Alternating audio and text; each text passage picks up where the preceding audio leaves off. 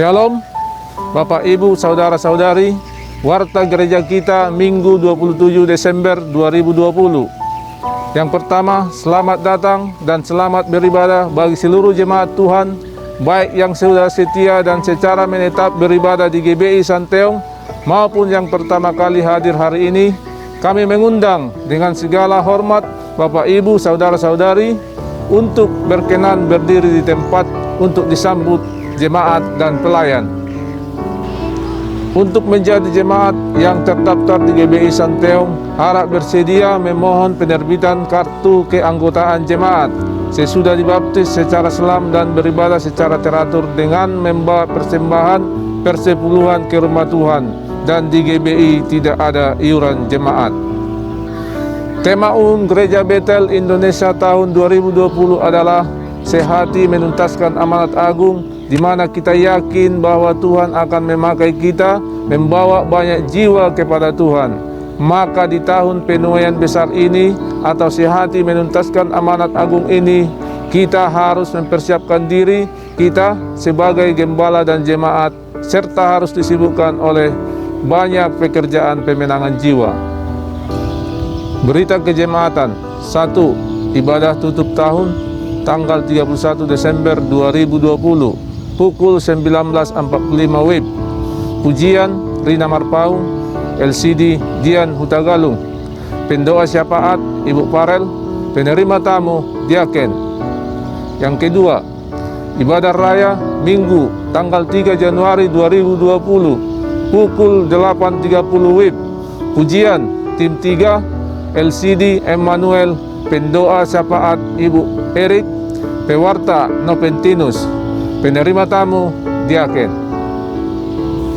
Mari kita tetap dukung dalam doa dan persembahan terbaik kita, perpuluhan, ucapan syukur, persembahan sulung, dan persembahan khusus untuk kemajuan pelayanan gereja kita GBI Jemaat Jalan Santeong, demi mendukung penuaian jiwa-jiwa bagi Tuhan. Selamat ulang tahun dan selamat ulang tahun pernikahan bagi jemaat yang merayakannya di dalam minggu ini.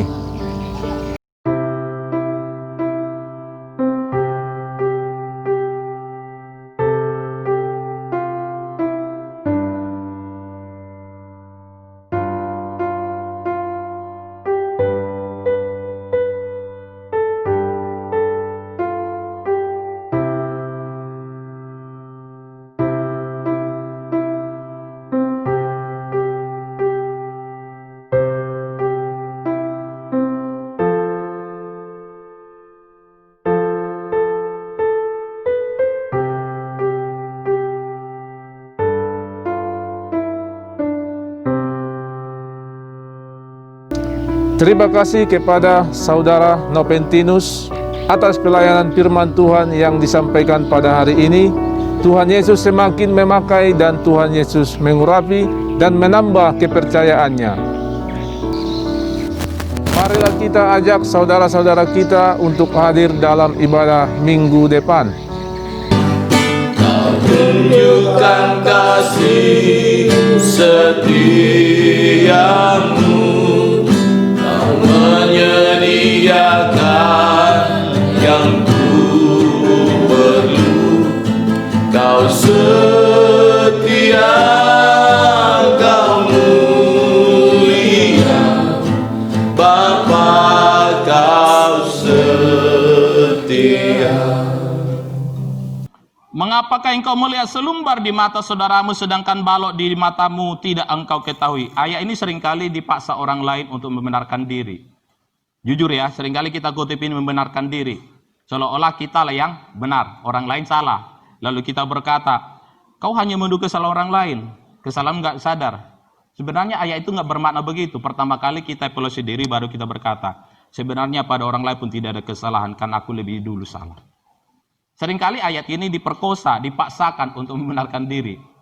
Bahkan seringkali dikutip dalam sosial media seseorang, lalu itu dibeberkan untuk membenarkan diri. Ingat baik-baik. Ayat ini berbicara soal pengampunan. Justru pengampunan pertama yang harus dilakukan bukan orang yang menegur atau orang kita anggap salah, tapi kita yang ditegur. Semakin kita dekor, semakin kita gampang mengampuni, itulah namanya pengampunan luar biasa. Nah ingat, Pengampunan bukan berarti memaklumi. Pengampunan juga bermakna siap ditegur. Ketika yang ditegur menerima dengan lapang dada dan hatinya damai, itulah pengampunan yang luar biasa. Dan itu jarang sekali didapati. Kalau ada didapati, orang itu sudah mengerti makna pengampunan dari Kristus Yesus.